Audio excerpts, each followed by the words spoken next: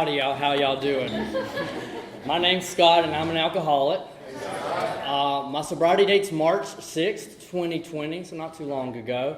My home group's primary purpose, I am thankful for that. Without a home group, I am homeless. And then also I have a sponsor, and my sponsor has a sponsor. That's a grand sponsor, if you didn't know. My girlfriend asked me if I was in a sorority at the time, and I was like, nah, that's just what we call a grand sponsor. But anyway, I appreciate y'all letting me come up here and talk. First off, it's AA's birthday. It's 86 years old today. And you know, Alcoholics Anonymous changed my life, and it has changed many of our lives. And for 86 years, millions of people have been drawn out of addiction and alcoholism and have been brought to a new plane of existence. We have rejoined society, and it's a beautiful thing, isn't it? Even though... Yeah, see? But anyway, it's Alcoholics Anonymous birthday. And that's pretty much it. I'm thankful for everyone here. I have a lot of good friends. If you're extroverted and you come here, people will give you your phone number. That's awesome. If they're from an introvert, they don't want to be your friend at first. I got a phone number from a guy, and I used to text him, and he wouldn't reply. After guilt tripping, I used to actually come to this meeting and be like, hey, I was texting you good morning, and he just would not respond. I eventually guilt tripped him and being my friend. He actually took his girlfriend to see his mom a month ago, and I was third wheeling in the back seat. So if you're an extrovert, just keep pushing through. They will become your friend eventually. My story starts probably on my birthday. It's February 14th, 1990. If you're a guy, that's just a day. If you're a girl, it's Valentine's Day. And born on Valentine's Day in a little town called Marianna, Florida. It's right north of Panama City Beach. Most of y'all know where that is. That's for spring break, if you've ever gone spring breaking. But, I came from a good family, a Southern Baptist family at that. My family was very well off. I was born in a very rural, poor area of the country, extremely poor. The average income like $20K a year, 22. And my family was just not that. My dad told me that we were part of the 1%. When I was a kid, I thought he was talking about milk and that we were just white and bland. But I didn't know that was our socioeconomic level. But anyway, so, I was born in a good Christian home and went to a private Christian school, and that was pretty much that. And our area is very country, very redneck, farming, hunting, fishing, and I just wasn't raised that way. I was raised by a dad who spoke Greek and Latin. And so I grew up appreciating opera, ballet, the arts, philosophy, and then I got into public school. And if you can imagine a guy liking opera in an area where everyone wears camo, it did not go over well my 8th and 9th grade year. I excelled academically, everyone knew me, but I didn't really have any friends. No one would actually text you after school or so forth. And, so in AA they say you felt like you weren't a part. I knew I wasn't a part. I did not fit in. And anyway, I was 19 years old. I was a Domino's delivery driver. I was going to a Baptist college, and there was a couple rednecks there delivering pizza with me. And one night they invited me to go crawfishing. And I was like, okay, cool. I don't know what that is, but whatever. And so I went crawfishing, and that was the night I had a Natty Light. So at 19 years old, I drank my first beer. And I actually got drunk, and man, it was awesome. I realized I'd finally made it. I was a redneck. And so, I was finally fitting in. And that was kind of starting my drinking habits. Panama City Beach, Florida, spring break, so that was a lot of fun. And my drinking career somewhat started speeding out of control. There was one incident I did get caught at the Baptist college. Now, if you know anything about the Baptist faith, drinking is a sin. And I actually faked cried. And got on my knees and faked cried to the dean of my college and begged him to keep me in. My dad was a donor to the school, and so I got to escape. But that was my first instance where alcohol kind of rocked my world. Alcoholics Anonymous teaches us that we're like a tornado tearing through other people's lives. And that was me. I was completely selfish and all about myself. I can remember one night I picked up this girl named Cherish. I nicknamed her White Trash because she was white trash. And so we were hanging out, and we were going to a strip club, and I was in my grandma's Camry because I drove a Jeep and it was raining. and I wrecked it. I totaled it. I spun out of control. I hit a tree. I thought I could drive it still to Alabama, but I couldn't. And so I called another girl that nickname, well, I won't tell that nickname, but Laura. Anyway, and Laura I had no interest in. She thought I liked her. She even bought me a toothbrush for her house. I liked her boat. She had a 24-foot boat, and that's all I cared about. And so I called her, had her pick me up and cherish up, took off to the strip club, and left my grandma's Camry on the side of the road. And that's the tornado. That's the destruction I did. I didn't care about my grandma. I didn't care that she gave me a car. I didn't care about Laura. Kind of cared about Cher sometimes. But anyway, and that was kind of my story, just kind of ripping and raring. And I drank a lot. I did a little bit, Florida snow every now and then. But that was pretty much it.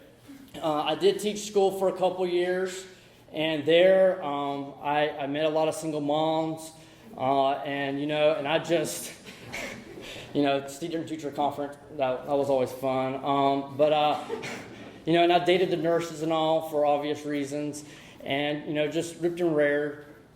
But I can remember one day I was sitting at the edge of the Chipola River, and, I could tell my teaching career wasn't going somewhere. You can only drink and be with so many mothers before your local town knows.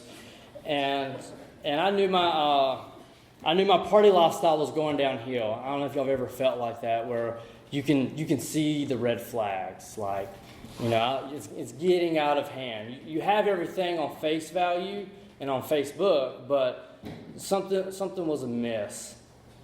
And so I was like, I got to get out of Jackson County, Florida. It's it's poor, it's redneck, it's not even me, and I need to get out. So I do what a lot of people do, and I foolishly joined the Army. And I decided that obviously Jackson County was the issue, not myself. And so I joined the United States Army. And the Army was good to me initially. I did a lot of training with the Marines.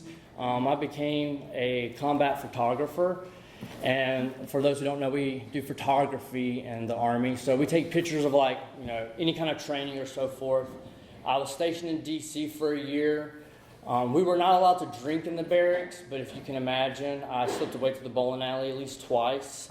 I did drink, never got caught. And then I got stationed at Fort Irwin. And Fort Irwin is kind of like the black hole of the Army, and physically and spiritually. And I had a lot of deep resentment for getting there. It's kind of where my career went to die. But looking at it now, looking at y'all, it was worth it. But when I went to Fort Irwin, the setup is that I didn't have weekends or holidays off. So the best way to describe it is you work 24 straight days, 4 days off. 24 days, 4 days off. I was a prisoner at that point. You don't have Thanksgiving, you don't have 4th of July, you have nothing. You don't even have no Saturdays, no Sundays. And that went on for years, as you can imagine. And so I would contain my drinking to just that 4 day. I had a roommate whose aunt and uncle owned a couple Dunkin' Donuts in Las Vegas. And so we would hop in the truck on that 4 day and take off to Las Vegas. And I would drink. I would get in their pool, and I would read a book. I would start with wine, end with whiskey, and I would get drunk on those 4 days, those 2 to 3 days, and that was kind of my release from the Army. I was finally away, finally got out. When I started picking up rank and started moving up, your photography kind of expands, right? It goes from someone just shooting a gun to other things, and I worked with NASA on one end, and I worked with refugees on another, but we have accidents in the Army, and Fort Irwin's death rate's pretty high. Actually, for 2 years, we ranked higher than Iraq and Afghanistan combined. We had quite a few deaths, and when you have a soldier who dies, you have to take photos of the accident, and when you get to a certain level, that's your job. And you kind of really see the brutality of life pretty fast. When 18-year-old boy burned up or tank rolled off or so forth. But I can remember the day when I think alcohol went from a party to a crutch. And it was early in the morning. It was rollout. Everyone wants to go out into the field. And this unit, I don't even know where they were from. And got a call that there was an accident. Soldier's dead. Would you go, do some photography? It was like 6 a.m. Sure, I rolled out. And I got there, and there was this girl pinned between two vehicles from like the waist down. And she was crying. And she was just begging for life. And the medics were there, and they were telling her it's going to be okay. It's going to be okay. And she was just crying, and she said she had a daughter, and she was just crying. And the captain was like, okay, you can move the vehicles now. And the minute they moved it was done. And he said, now you can take your picture. And, when you take photography, sometimes the images on the camera don't stay on the camera. They get burned into your mind. And I remember I went back. I don't even know how I got away with this, but I went back and told my platoon sergeant, like, hey, I got a doctor's appointment in Barstow at like 7:30 in the morning. And he just looked at me really weird and was like, okay. And I hopped in my truck and I drove to Barstow, and I went straight to a bar. I knew where a little bar, a hole in the wall, was open that early in the morning. And I started drinking. And I think that was the day when I realized alcohol was an escape. That what you see and what you do, you can drown it at that moment. You can bury it, at least for a time. And my drinking really picked up. I tortured my poor roommate that's here, actually. He never knew what was coming home at night. I started drinking in the middle of rotations. So it went from 4 days, all of a sudden now I'm drinking, a couple times a week. It's really picking up. I'm going out with a bunch of infantry Cat Scout guys. I'm starting to I come home, I actually try to fight him. I get very destructive. And, when I would drink, I was happy. Just like y'all see me smile and always like chipper and jumping around. Like that's how it was with alcohol. But something happened. Somewhere it changed, and I came home and someone who loved me and took care of me, I would beat on. That's just not me. And alcohol made an angel into a demon real quick. And I kept drinking. And then there was one time I went out, it was actually with his NCO. He decided to be the DD that night. And I decided to get drunk. And I drank, and he turned on me. And where does the love of God go when, terror turns minutes into hours? And what does a man do without his manhood, And I shattered. The Scott that was born in Florida spiritually died that night. And it was gut-wrenching. And that's where alcohol took me. And as an alcoholic, you think that, as a non-alcoholic, you'd probably go to the police. It's probably what you should do. Go seek help. But that's not what alcoholics do. We go back to drinking. Alcohol took me there. Alcohol betrayed me, but I didn't betray it.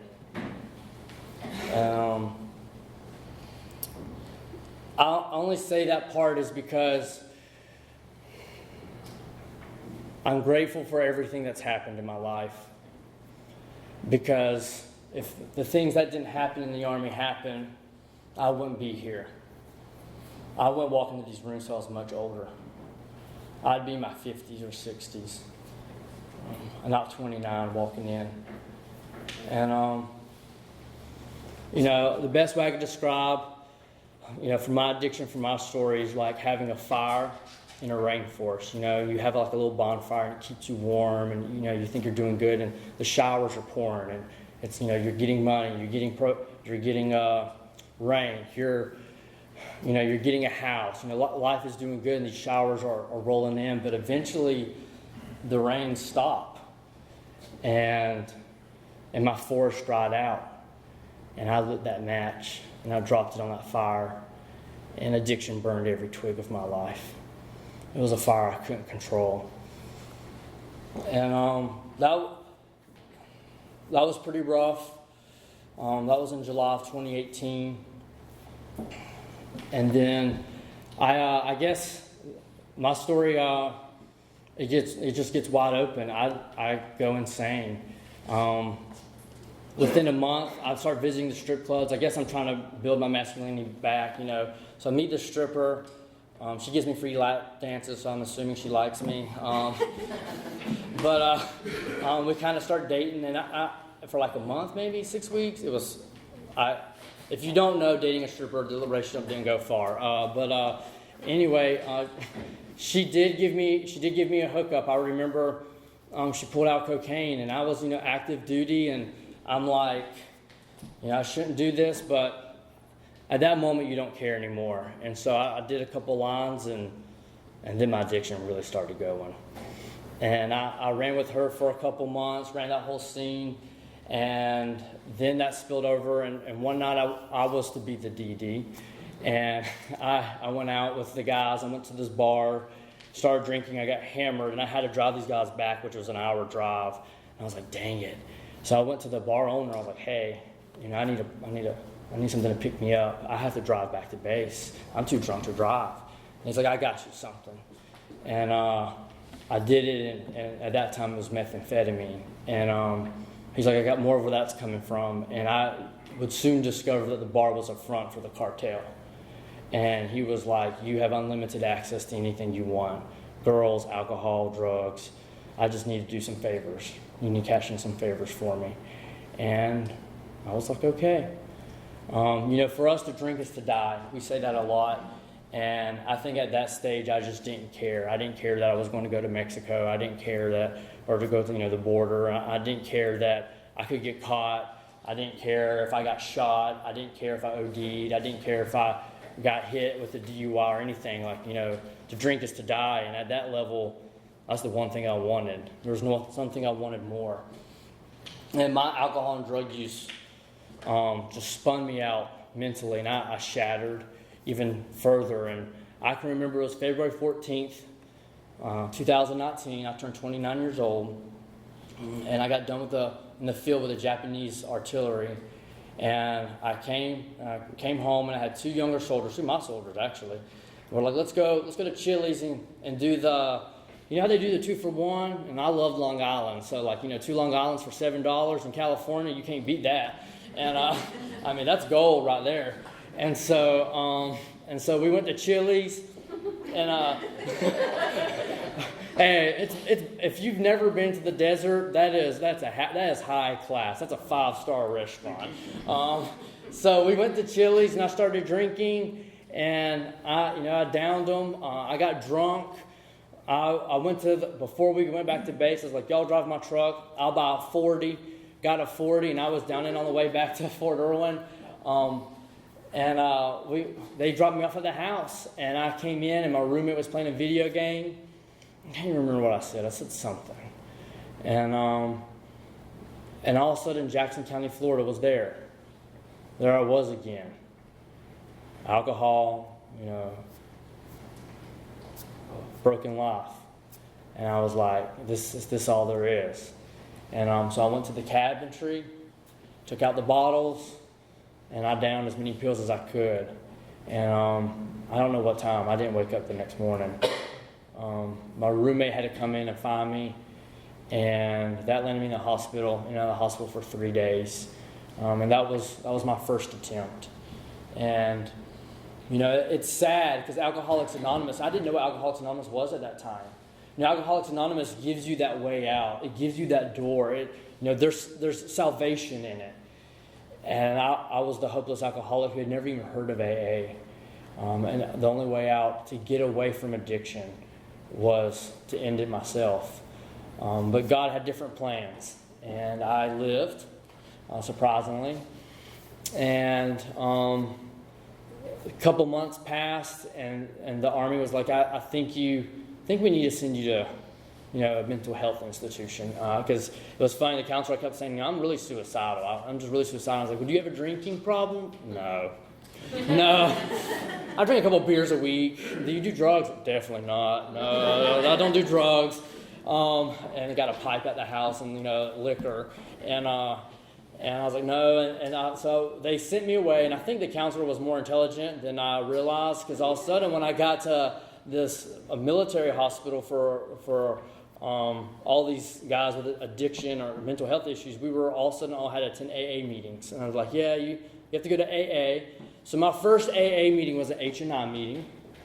And it wasn't the best. But I can remember, it's actually, the one story I remember wasn't the identification, it was the one where you don't want to identify with them.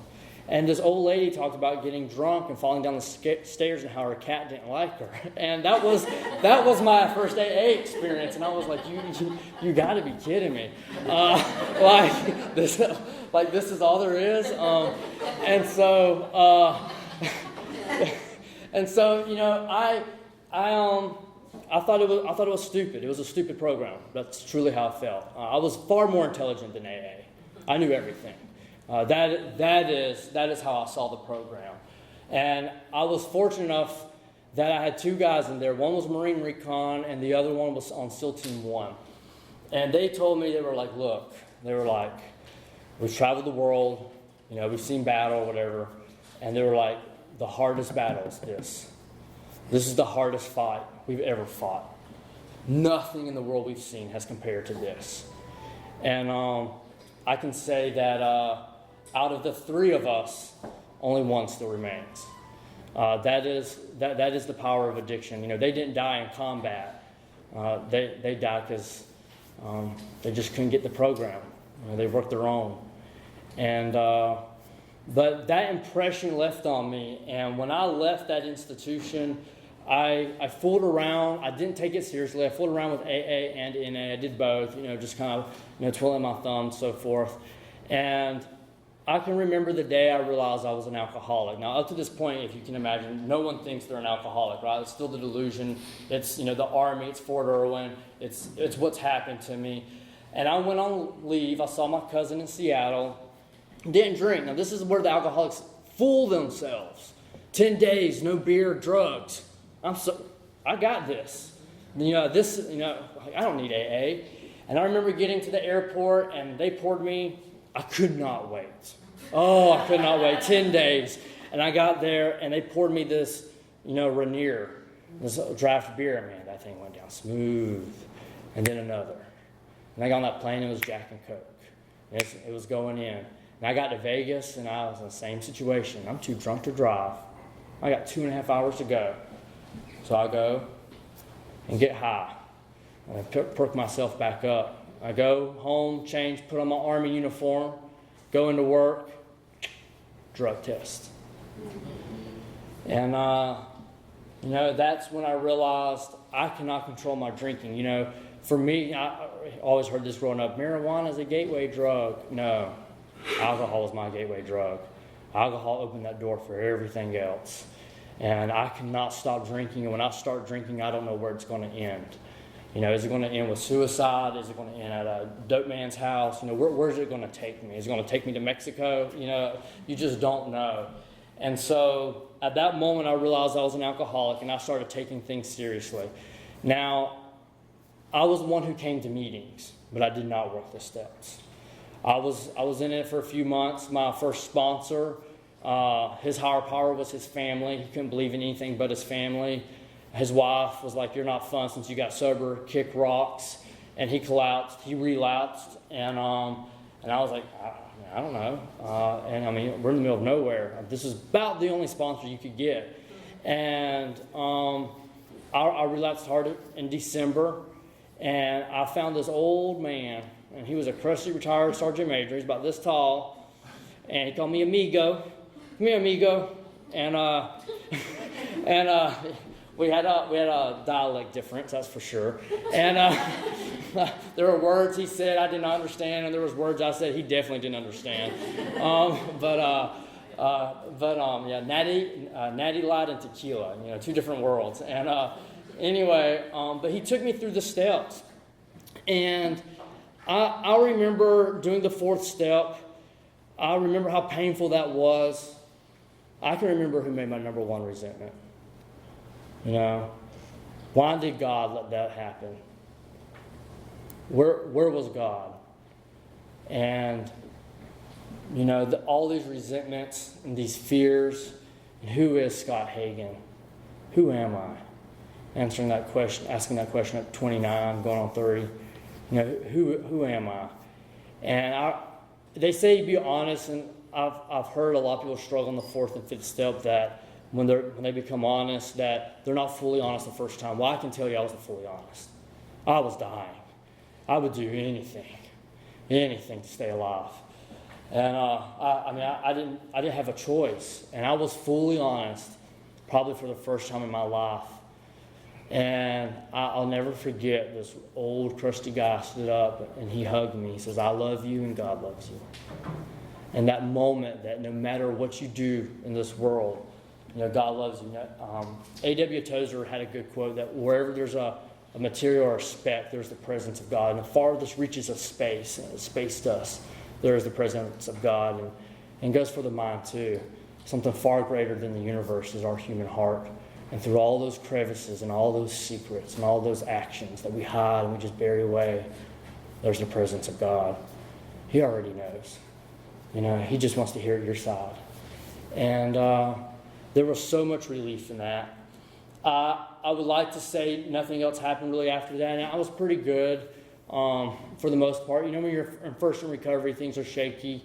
And my sobriety date's my last day in the Army. So March 5th had rolled around. I was trying to pack up the house. And this probably sounds like an excuse. I was trying to pack up the house and try to get everything together. And so I was like, I just need to stay awake one night and to finish packing. And so I took 2 Adderall. I took 2 Adderall, not to do anything, but just to stay awake. And it was actually coming here to Primary Purpose. Y'all had a guest speaker. I have no idea who it was. But he talked about being stationed at Fort Irwin for a training period.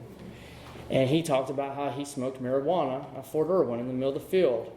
And after 3 years, he realized, I don't have 4 years of sobriety. I have 2 years and 10 months.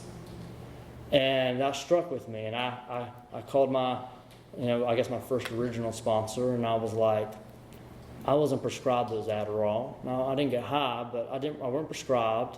I took them when I shouldn't have. I took 2. And he was like, to thy own self be true.